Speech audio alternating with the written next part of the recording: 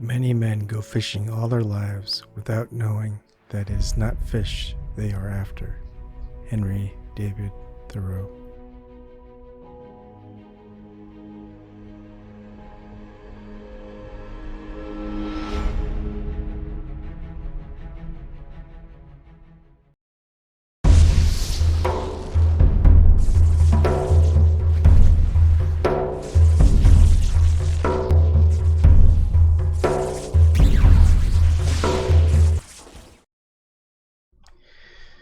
All right, sorry for late start, but yeah, let's come on in if you want. The Zoom link is in the description box if you are watching on YouTube or on vim.tv, which is through Steemit. So we could talk about fishing, all things fishing. So if you want to talk about the environment with regards to fishing, there you go. Or even the quote, and I'll start it off with the Henry David Thoreau quote. I was searching really fast for a quote to use just to set up this episode. What I should be doing is setting up everything beforehand, but I didn't get to that point. Anyways, there's an question: how does Thoreau's aphorism apply to today's society? Many men go fishing all their lives without knowing that it is not fish they are after. And it looks like it's a misattribution, misquotation, and I didn't know that till I was looking up. It's like, hey, what does it mean? And here it goes. The closest parallel in a non-Thoreau text is from E.T. Brown's Not Without Prejudice, Essays on Assorted Subjects, page 142. When they go fishing, it is not really fish they are after, it is a philosophic meditation. And here's a misquotation by Michael Brahman in his A River Seen Right, page 156, in which he wrote, clearly paraphrasing and not quoting, I think it was in Walden where he wrote that a lot of men fish all their lives without ever realizing that fish isn't really what they're after. He may have been paraphrasing from Thoreau's journal, January 26, 1853, and this is what it says. It is remarkable that many men will go with eagerness to Walden Pond in the winter to fish for pickerel and yet not seem to care for the landscape. And I'll look for some videos of me fishing in Walden Pond in the winter. It is beautiful. Of course, it cannot be merely for the pickerel they may catch. There is some adventure in it, but any love of nature which they may feel is certainly very slight and indefinite. They call it going a-fishing. And so indeed it is, though perchance their natures know better. Now I go a-fishing and a-hunting every day, but omit the fish and the game, which are the least important part. I have learned to do without them. They were indispensable only as long as I was a boy. I am encouraged when I see a dozen villagers drawn to Walden Pond to spend a day in fishing through the ice, and suspect I have more fellows than I knew. But I am disappointed and surprised to find that they lay so much stress on the fish which they catch or fail to catch, and on nothing else, as if there were nothing else to be caught. That is pretty nice. And please, I think what I'm gonna have is if no one comes in, I'll try to go on as long as I can, but probably just no longer than an hour. If someone comes in, we can talk for an hour, and of course, if you don't want to talk fishing, we could go ahead and segue to something else. I'm going to show a video. Since we're on the subject, I'm going to try to find some videos of Walden Pond. And actually, it might be easier if I find a video that I've already uploaded. There should be. And let's find one in the winter. Yeah. There's two. There's Walden Pond fishing. There's the snow, but there's no ice. There's Walden Pond ice fishing. And I think that's it in the wintertime. That's a good one. And this one. Oh man, this hurts every time I think about it. Okay. That's it for now. Let's look at these videos. Now, one thing about fishing in Walden Pond, this is when it was rainy and the snow is melting, and good thing there's no ice on top. And let's go and watch. Also, got it. If you want to know what rod and reel I'm using, it's in the video in the comments section. And all the info is there. I just kind of stopped doing all this. Yeah, it's biting. And you can see in the background, that's the walking entrance. There's the, I guess, the cabin for lifeguards and stuff like that. It's a long walk all the way over here. It's a good spot, though. And this is a small one, 12.5 inches fish. Just to let people know, this is what I caught in the video, 12.5 inches, and I used to put all the fish length and the weight. I might start doing all this again, like actually get the temperature and the water temperature and a whole bunch of other stuff. But lately I've been fishing in a hurry.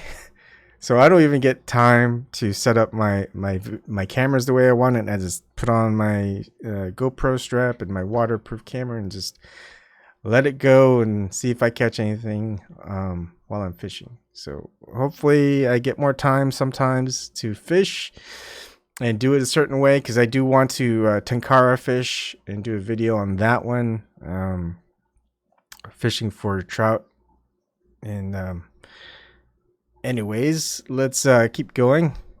Just I mean, one thing that I always tell people about, if you can get to Walden Pond, and it's not even the winter time, it's actually the summertime. It's get there, the sun's gonna rise about 5 around that time. You have to go really early, and the sun's not risen yet. It's starting to rise, and you start walking out there. I think some people might be scared because it's totally dark, but once it starts lighting up, you just see on top of the water, it's just foggy. It's just steam coming from the pond or something. I don't know what it is, but it's just a big mist. And you know, as the sun starts to head on over, the mist rises and it just kind of clears up, and it's just beautiful. No one's there. The only time I've seen anyone there was this guy. Where's this guy? Let me move it back real quick. Oh, wait. What's his name? I haven't seen this guy or talked to this guy in a long time. Where is he? Ted. I filmed him catching a 4-pound, 20-inch brown trout. Yeah, he was the only one that I saw when I fished at Walden Pond early in the morning on the summer. And it was just beautiful. Winter is a different story, because like winter, you want the sun to be there. You don't want to ice fish out in the dark. Of course, there's not going to be a mist or a fog that lifts from the pond itself. But you get there, and here, I'll show you what it looks like when there's water over, or the ice over Walden Pond.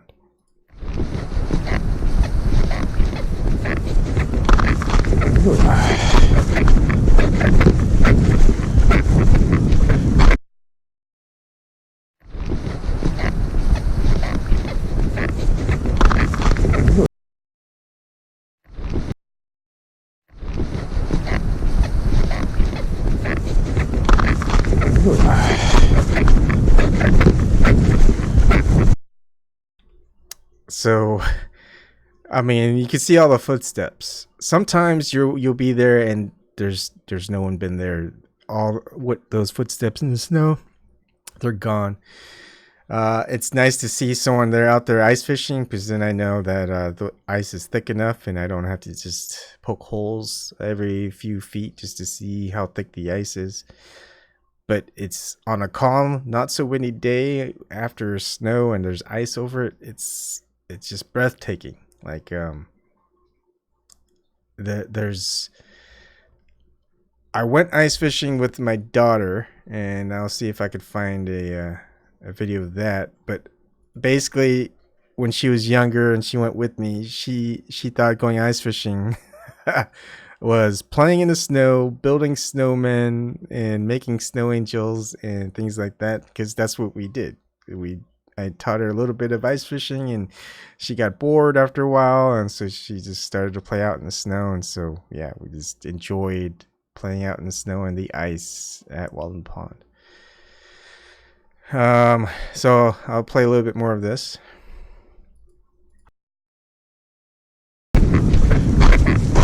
Wow.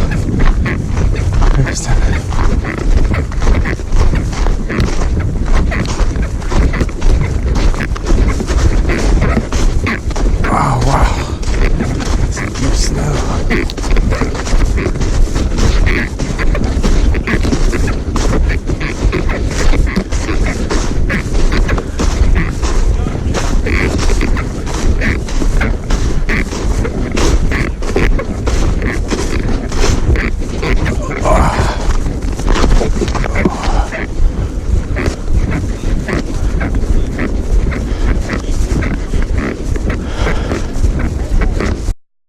Now, the great thing about ice fishing is you have these little contraptions, and they could be any manner of contraptions. And gosh, I'm forgetting the name of it right now. Someone help me if you're watching. But you just drill a hole through the ice, and you pretty much put a live bait on a string. And basically, when a fish bite, they pull on the string. What you do is you set some indicator. Most of the time, it's a flag that's lifted up, and it would go down. And then you've got a fish on a hook, and then you would just go ahead as you're retrieving it, because the fish has got the thing in its mouth. You still have time to set the hook. Most of the time it's going to be in the fish's throat or the stomach, but sometimes you'll be able to get it on the cheek. So you'll just go to the flag, you'll pull it out of the water, and you'll get the line, and once it starts getting tight, you'll just go ahead and pull a little bit tighter, set the hook, and then you'll get the fish out. It's pretty fun to do. And what you do is you just, if you're not actively ice fishing and jigging, you're just talking or enjoying just nature. Good morning. How you doing? Good. How's it going? Any bites out? I got one hit, but be careful. Yeah. You don't even need a naga. Really? Is that thin? Chop, shoop right through. Oh, okay. That's why you're right there, about 18 feet deep. Okay, that's a good spot. I usually go over there, but Well, that was open 2 weeks ago. yeah, I know. Oh, you saw it up Yeah. there. All right, so I'm at Walden Pond, and it's not the best ice fishing conditions, but it's not bad. The ice isn't too thick. It's about 4 inches, but it's supposed to be partly cloudy or mostly cloudy day. It looks like it's more like a partly cloudy, not mostly cloudy. There's a few ice fishermen. There's a couple that's been out here for a while. I can't get to some of the spots I want to because the ice ends up being like an inch or 2 inches thick. So I'm just standing at the thick 4 inches or more. I've had a few nibbles, but nothing really big yet. So we'll see. Alright. Oh, it's about 47 degrees. I started off around 9 o'clock in the morning, and it was about 36 degrees then. Alright, let's see if I catch it. And just so you know, you'll see a lot of bending or a lot of stuff like that. At this point, when I was kind of new to filming everything, I used super wide angle lens. So if things look bendy, it's because I'm using super wide angle lens. Got my first catch of the day, yellow perch. It's about 10 inches.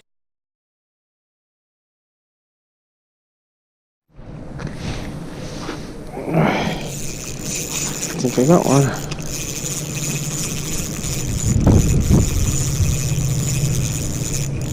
Oh, I think it came off.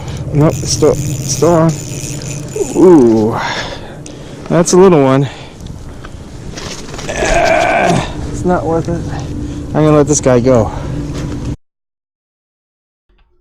So I've got my drag pretty light just because I'm using a light line. It's a 4-pound test, I think.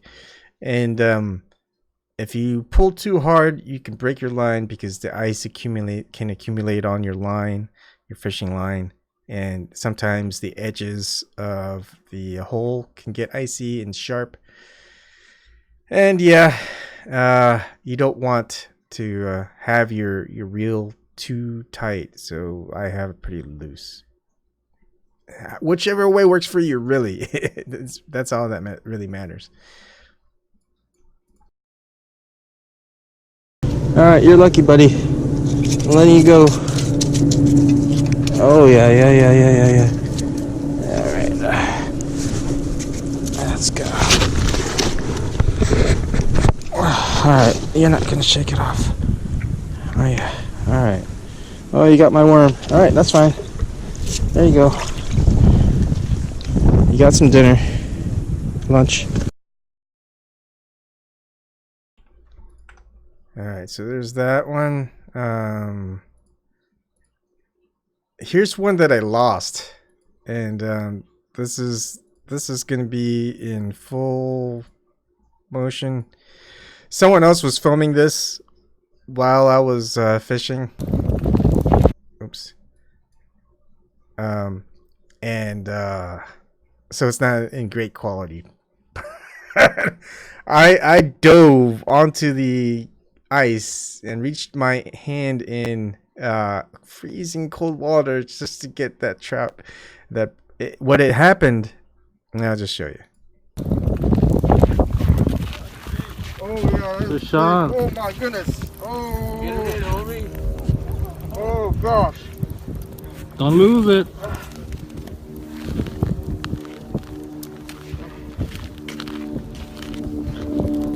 Oh, it's that brown trout. He came back for another round. Oh, is it a brown? I can't That's see. a little bit tough. Holy crap. Holy crap. It's a huge one. Oh! You dropped it? Oh man, that big one! Oh man! My goodness, that was huge.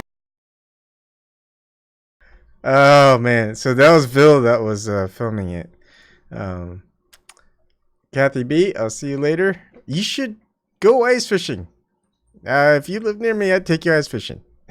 I know it's not for everybody, but oh man, so great thing about this is it's a lesson learned. I'd never caught anything that big on such a small fishing line, and what I would have done differently is just taken a little bit slower, and also just been a little bit more patient. So what had happened is the fish, I got right on its lip, but what it did was I was lifting it out of the water, and I should let go of the rod and just kind of reached in with my hand and gotten the fish with its mouth, with my finger in its mouth. And that's what I should have done. Unfortunately, I didn't know. I mean, I did go and get my glove and my arm all wet afterwards trying to get the fish after it loosened the hook out of its mouth. It hit its head on the side of the ice entrance, and it jarred the hook out of its lip. And that thing was huge. I mean, just the drag that it was pulling on my reel was incredible. And when you can see the close up, and here's when there's a close up, and I'm gonna just do a slow motion reel playback of it. See how big it was. You can see the body. That's the underneath part, the white part, and you see I've got it hooked right on that lower lip. And as it's coming out, and you can just see the girth of that thing. I mean, that's just its head. You'll see it coming up a little bit more, and you'll see its mouth opening. Oh, I actually had the hook on the top of the lip, and just look how thick it was. That hole from that auger is 7 inches diameter. 7 inches diameter is the size of that hole, and that thing almost couldn't fit through. I'd say the girth is about 5 inches, 5.5 inches girth of diameter. Really big for a brown trout. And there's it coming out. And what I should have done is I should have had just get that ice fishing rod that I had, get it close. If it drags its reel, that's fine, but don't have it come up out like I did. Because my line probably wasn't even it could have probably broken my line, but what it is, it just jarred the jig head out of its mouth, and then just reached in, grabbed it by the mouth, and just pulled it out. And I would have had a nice, probably I'd say that was a 22, 23 inch brown trout. I caught through the ice, and I missed it. And slow-mo a little bit more. See how it just hit its head? It just went bam right on top of the ice on that side, and it loosened the jig head out of its mouth, and I lost the fish. The one that got away, and I'm talking actual fish. That was heartbreaking, but you know, it was one of those great experiences. Oh man, let's see. And of course, this one, Vil catches 22-inch brown trout. That's got 12,567 views, and it is an amazing. It was an amazing day. Just the snow is kind of melting away, and well, a lot of weird stuff also ensued. But I mean, as far as the fish, what's great about this one is that Vil, he passed away, but he typically eats everything he catches, if it's legal size limit or if it's huge. I mean, there are some of us like me, I think Mike is there right there, and Rob, like, we'll let the big ones go, because if they're gonna like lay eggs or like inseminate the eggs, you want them from the big fish. And this guy, this fish that's 22 inches, a brown trout, is probably like, I don't know, 8 to 10 years old. It's been out there for a long time. It's nice to just catch him, let it go, and let other people catch him and eat the. I mean, if you catch something like anything from 15 to 19 inches, those are good eating. Anything older than that, some people say they don't taste the difference. Some people say, yeah, you could taste it, that it's a little bit more gamey, but we all like catching the big ones and then just letting him go. So him to actually catch a big brown trout and letting it go, that was a rarity. And of course, hilarity ensues as well. I was the only one wearing waders, and the water was super cold. So I actually had to go in when he let it go back in the water. It was still kind of coming up, not exactly going all the way down, because it was probably out of the water quite a while, trying to catch its breath. And I pretty much went in the water to help push it. He's good. All right, where was it? Yeah. But yeah, he was good afterwards. You'll see here that I'm going in the water with my waders on. It's freezing cold, even with my waders on, and I'm just pushing the trout until it can go away on its own. So I've got it kind of in the net, but it's kind of open. Just wait till it just stays underneath, and it stayed under, popped up for a little while, went on there, and then we didn't see it again. And we're just keep looking over the surface to see if it's okay. So yeah, that was a crazy moment, which was awesome. And I'll just go and play this back Wow, nobody coming in, nobody watching. That is something. Didn't realize that was gonna happen tonight. All right, so let's just play back a couple of videos and ended at about an hour. We got about half an hour left. Here we go.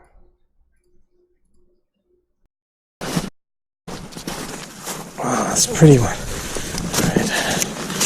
I know it's cold. I'm sorry. Sorry about it.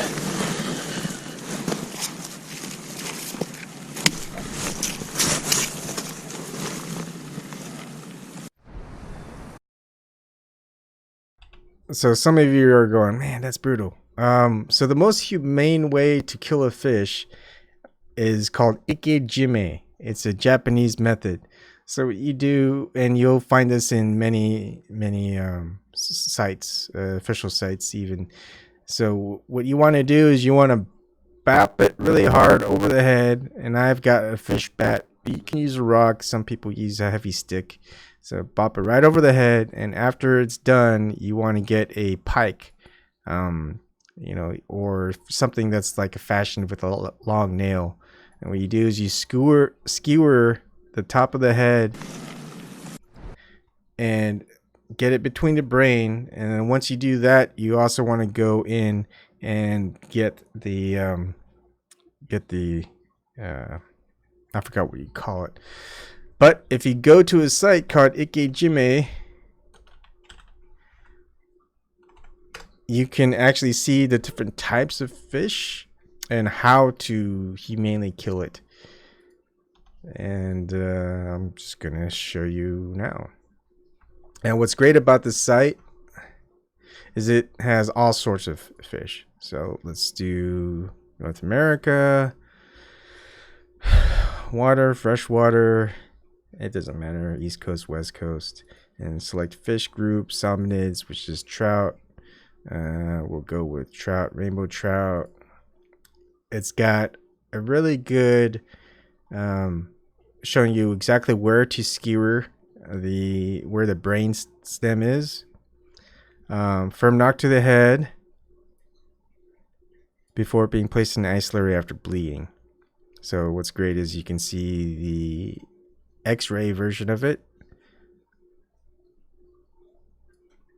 So here's the eyes. What you want to do is get it a little bit of a diagonal. So there's this little hard plate where the head, the gills meet the body.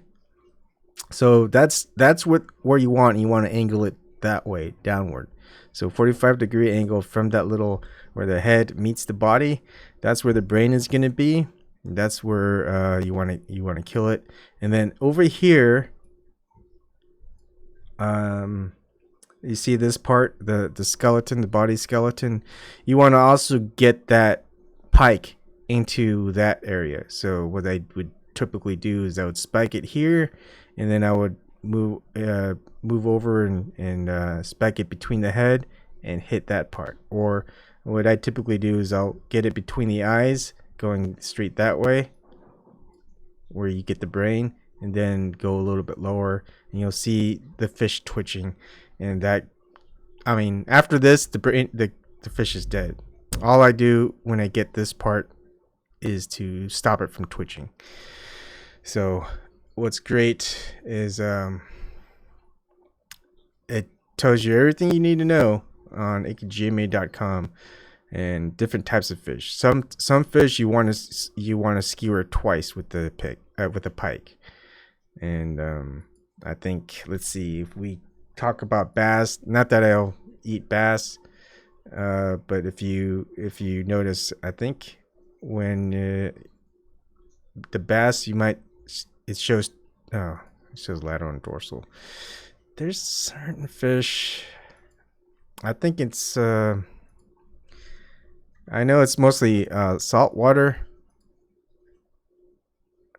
offshore.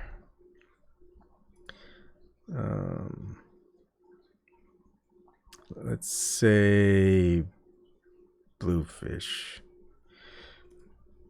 There's some fish that you want to get in two places, the front and the tail end.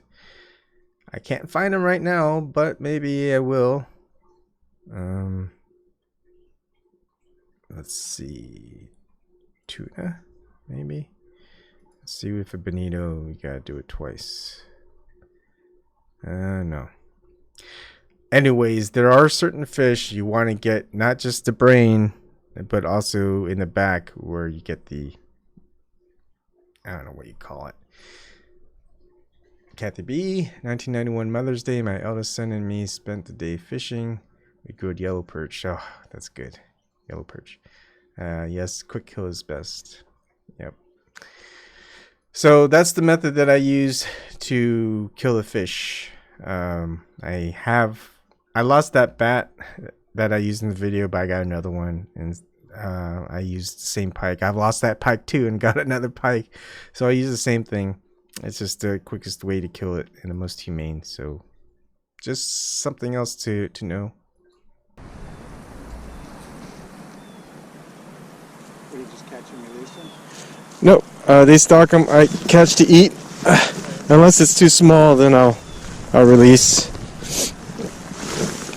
Okay. That one jumped out of the water.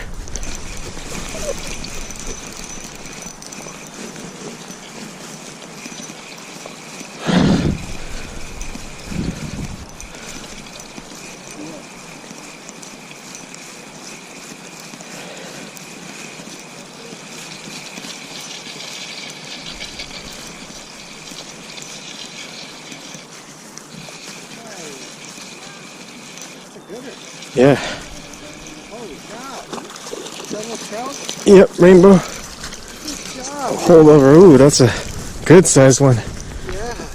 Oh, wow. Holy cow. I'm so glad we were here for that. Alright, look away if you don't want to watch. Sorry, buddy.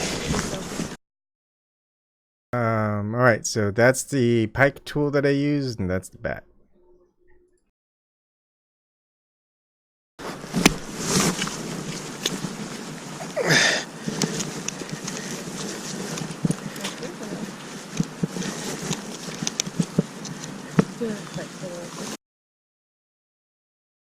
So basically when it stops twitching, just know it's pretty much dead.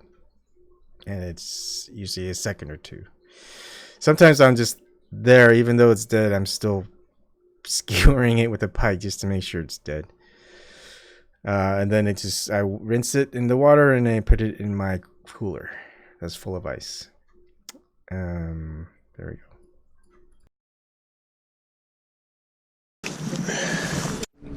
Limit coming.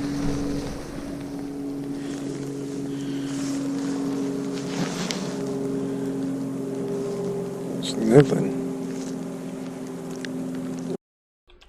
So this method a while back, with Walden Pond and it's such a big, large area of water to cover, I just use these indicators. It's down here. And those are actually just, I forgot what you call them, but just something light enough where if the fish drags out, it'll go. And what I usually do is I let it hit the pole, and then I know I could probably set the hook. It won't get away. Some people don't use it. Some people use a bell, and it's whatever works. I don't even use those anymore, just because I don't need to. If I'll know when I have a trout, and it's just a small pond that I fish when they do stock it during the fall and spring, and also if I'm out in the streams in the creek, like Vertcoin Creek where I go,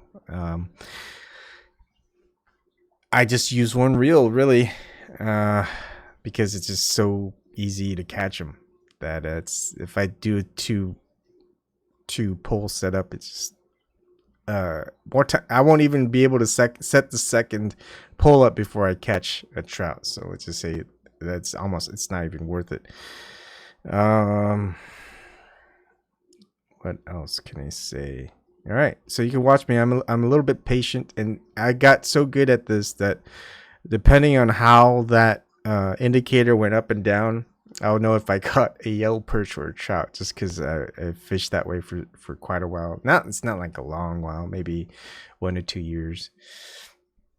Thanks, Kathy. Yeah, it's Vil, VIL, not VAL, but yeah, he was a cool dude. Nice guy. Either snibbling or I got a yellow perch.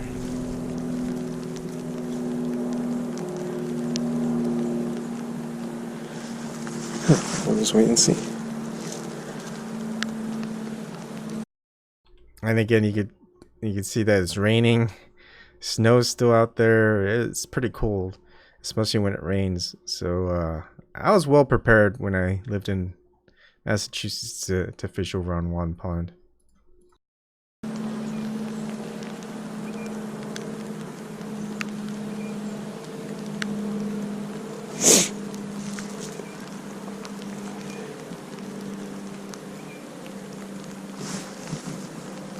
It looks like a rainbow.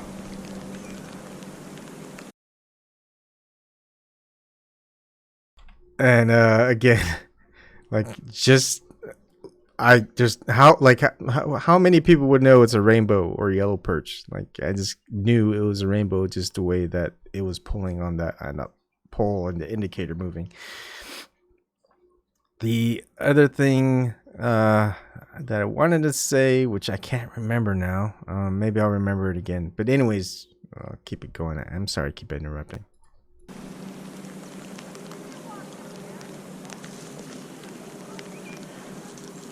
Oh, I know. A trout, especially when they go after certain types of food, like a night crawler or a power bait doe, sometimes they'll nab it, and then they won't put it fully in their mouth. They'll just kind of keep it in their mouth and just kind of go, this is good, and they'll start swallowing it. If they don't like it, they'll spit it out. As far as I know, trout just do that naturally. I don't know why. And also on cold days like this, even though they like cold water and real well oxygenated water, they're pretty lethargic when it's too cold. So sometimes they'll actually just bite the bait, and they'll just they won't even swim around. They'll just kind of swim and just kind of sit there. And it's like, oh, that was good, and I'm just gonna rest. They won't move around. Sometimes I've caught a fish, haven't seen the indicator move at all. I mean, just a little bit, but I'm thinking it's just the wind. And half an hour later, I just reel it in to recast, and I have a trout on the line, and I never knew I had one. So trout can be funny on very cold days.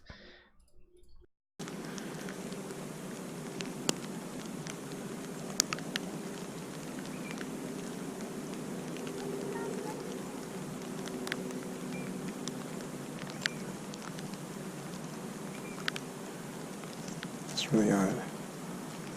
Gotta be patient.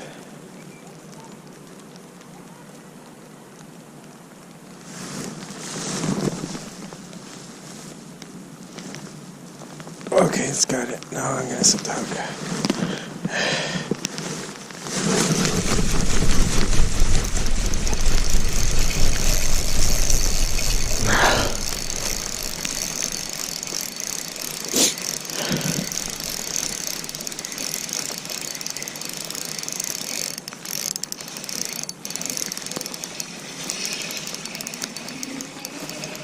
There we go.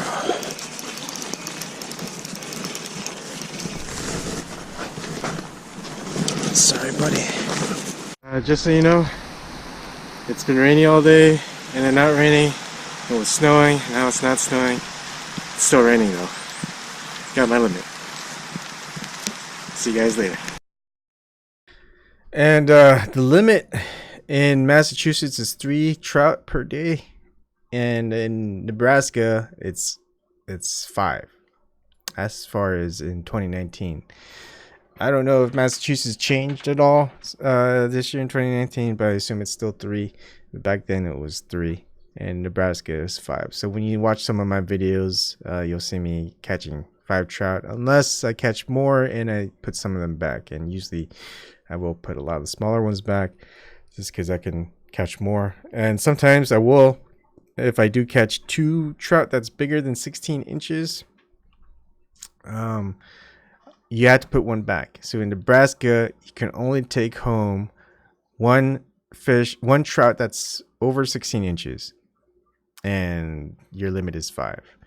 Now, certain restrictions are lifted if you go into certain areas where you get like a ticket. So there's a place in Omaha where they stock it pretty much year round. I guess the water is deep enough so they can survive. And you get a ticket, and then you purchase it. I think it's like $5 to $15. I can't remember. But you can catch 5 trout in that pond, and you can get another ticket. But I think the max ticket is 3, so you can take home 15 trout that you catch. So there is that. But for my family, I typically 3 trout can feed my entire family for one meal. Maybe a 4th trout for my dog, and but 4 is good because sometimes 3 trout I'm kind of hungry still afterwards. With 4 trout I'm full, and there's a little scrap left over for my dog. 5 will definitely feed me and my wife and my 2 kids and my dog, and there might be just a little left over for like the next day for lunch or something like that. But also depending on where I fish. So if I go to LBRY Creek, what I do is we'll have 3, because they're usually bigger than the trout that's stocked on near next to where I live. And so my neighbor, she has a huge garden. She's awesome. She gives us like tomatoes and cucumbers and stuff like that from her garden. And what I do is like we make fresh lemonade, or I'll catch a trout and I'll put it in. I'll fillet it for her so it's boneless, and put in like 1 pound Ziploc bag with water so she could freeze it, or she could just cook it that day. I asked her if she ate it like the first time I gave one to her, and she goes, yeah, and she liked it. So I give her about 2 fish fillets, so 4 fillets from 2 fish. Every time I go to LBRY Creek and back, just because I know she likes it. A lot of the water here is pretty murky, and so she I don't think she'll want to eat any of the fish that we catch from around here. But LBRY Creek, I mean, it's artesian spring. It's very clear, clean water, so she knows that, and she'll gladly take the trout. And of course, it's 90-minute drive. All right, let's see. Morrisville, Pennsylvania. That's where Kathy B used to live. Oh, Pennsylvania, they got some really good brook trout, natural brook trout. Hey, I got a notification. We need critical thinking. Where's Bob the drinking fisherman? He makes me smile and laugh. I don't know where Bob is. He complained last time that he couldn't make it. I guess he's gonna complain again. Before that, Kathy B lived here and raised crayfish. Haha. Yeah. I think it's just crayfish season's over. I should have gotten some a couple weeks ago. Let's see. But they put tree pulp in the water and they all died off. Oh, that sucks. What kind of tree pulp? Like, I do know, like, black walnut. If you put them in the water, there's a poison that's within the black walnuts that'll deoxygenate the water around there and paralyze the fish. I think there might be another toxin there. It's not toxic to humans, but to fish it is. So certain trees around certain bodies of water, you just want to be careful. It can kill fish and things that are in the water. Just something to know. Let's see. Lichens and moss? You mean like eating? Oh, I never tried that. Ever look into growing fish and edible plants with aquaponics? Yes, I did. We need critical thinking. I have. I really, really want to set that up. I don't think we have the equipment or the land or the money to do that, but eventually I will. I think if we had enough money, we could buy the side lot that's next to us, which is, I think, half an acre. or maybe could be like 3/4 of an acre, 2 acres. I can't quite tell, but it's a good amount of land. We could probably raise chickens, and I could dig probably maybe a a well that's probably 4 times the size of typical wells that you would see in movies and things like that. Deep enough where hopefully it can get to the aquifer. And if I can do that, I can probably stock trout in there, and keep them growing, and use that water for the aquaponic system. Cherry bark can be poisonous too. Didn't know that. That's good to know. And what I loved watching were these survivor videos. I think I may just want to go and find some again, even though I know that they're not quite 100% real. Some of them do use or have used toxins from plants and berries and things like that, and trees, to paralyze the fish, because of course certain natives around different countries do that same thing. So I've never tried that, although I'm interested to try. I want to. The thing is, yeah, I don't want to do that in a lot of these waters.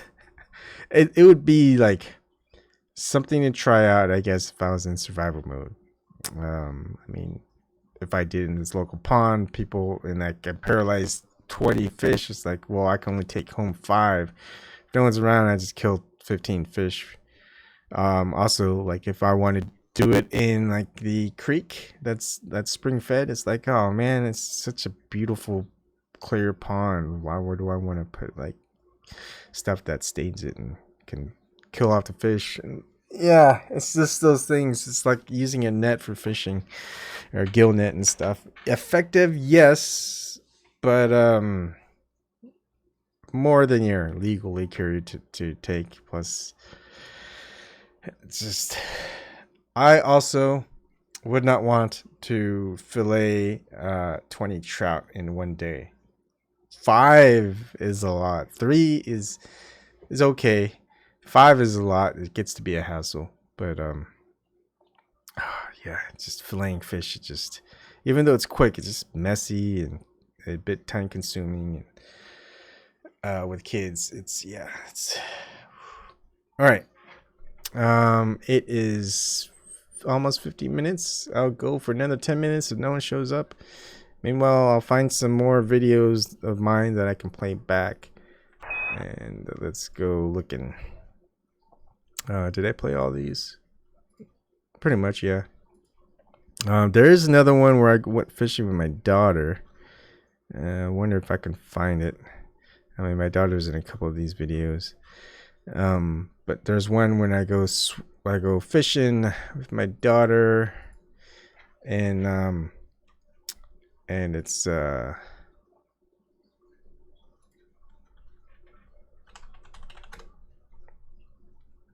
basically ice fishing. Where did it go?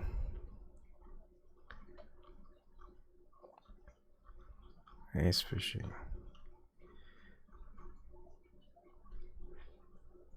Maybe it's just not.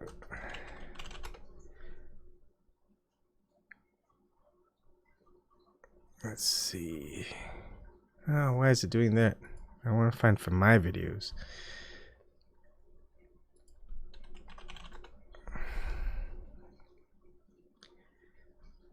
That sucks. I'd have to look for somewhere else. But I think there is one with my brother where we're this is one that I like. Yeah. Oh yeah. Wait. I don't know who you're talking to. We need critical thinking. Liniment. Yeah, many trees do seem to be dying. All right. This was last year in Wyoming. Me and my brother. Piney Brook was where we fished. I was fishing somewhere else. But the thing about this one is we were looking. I was looking to fish all around these little brooks and stuff to see if. Plus, a lot of them had private residents around them, so had to look for public ones. And I found one that was maybe 8-minute drive from where we were staying at, and that's my thing. I still look around my area to find any secret natural springs, even if they're small, to see if there might be any surviving trout or yellow perch or some cold water fish that might be surviving in these waters next to where I live. And one of those things where you kind of keep secret if it's a small thing, because otherwise it gets overfished by fishermen. So I'm still trying to find something like that around here where I live, so I don't have to drive 90 minutes to catch trout. And this is a short video, so 46 seconds long. Good watch. That's big. That's like, it's got to be 18 inches at least. Nice. Man, makes mine look puny.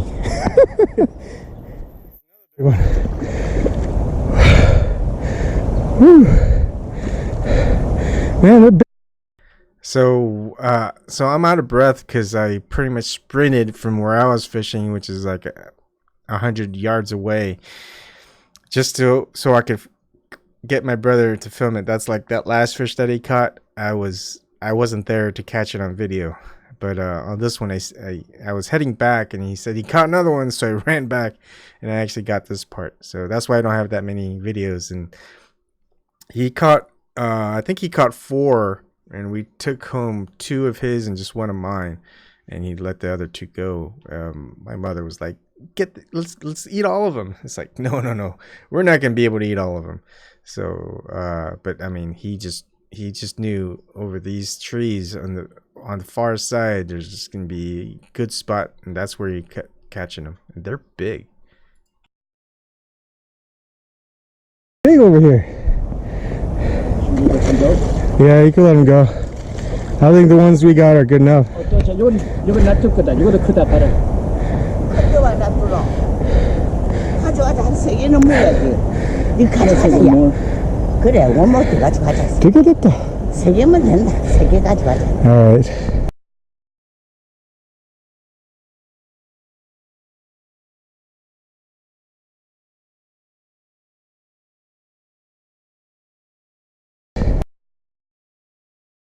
Alright. I didn't really have a measuring thing, unfortunately. I used my hands, but I had just a big can of sweet corn, just so you could kind of see how big they were. This is the one I caught, and it was not very big. My brother caught these 2. That one, the girth was just as round as that can of sweet corn, and it's probably about 2.5 lengths. So yeah, it's pretty big. So those 3 we couldn't even finish. With my brother, my mother, me, my wife, and my daughter. My son wasn't eating at that point. So 5 of us, we couldn't finish those 3. We pretty much fed it to the dogs, the leftovers, since we're leaving the next day. But they tasted good, I will say that. Brown trout. Usually I don't like brown trout too much. I love rainbow, but brown trout, these tasted really good. Okay, 5 minutes left. Let's see. Oh, bunch. We need critical thinking, Kathy. Talking. A lot of good stuff. There was a book I was going to want to read, which I'll get to. There's videos that I wanted to put out today I didn't get to. I think I may do it tomorrow. On Thursday at noon, I have a video with Marty Leeds. In case he gets busy and not able to make it, pretty much it's set. So look for that. I think that's it for tonight. Thank you for joining me on All Things Fishing. Again, it's kind of a random talk. I just show a couple of videos. I didn't even show the video that I made a while ago. Why don't I just do that? Now, you can look for a lot of my videos. It'll always have fishing on them. And of course, you don't have to worry about all the intros and things like that. You can just go ahead and watch it. And they'll be in 1440 resolution, although I think it's just upscaled just because my video editing, I keep it at 1440. And just like that one, it's great. Sometimes you can just hear the crickets. That one, I tried a new spot. This was above Grove Lake, where the water runs off the lake down into the East Branch Verdigris Creek. And I wanted to try that new spot, even though there's a lot of algae and stuff that comes down from it. It wasn't as clear, and it was very slippery because it rained that day. And well, I didn't catch anything except for a lot of those small largemouth bass. So I went back to the south part of Grove Lake where the creek meets the lake. And there was I went further south. I start further south where it's downriver or downstream, sorry. And then I just go upstream until I reach this point.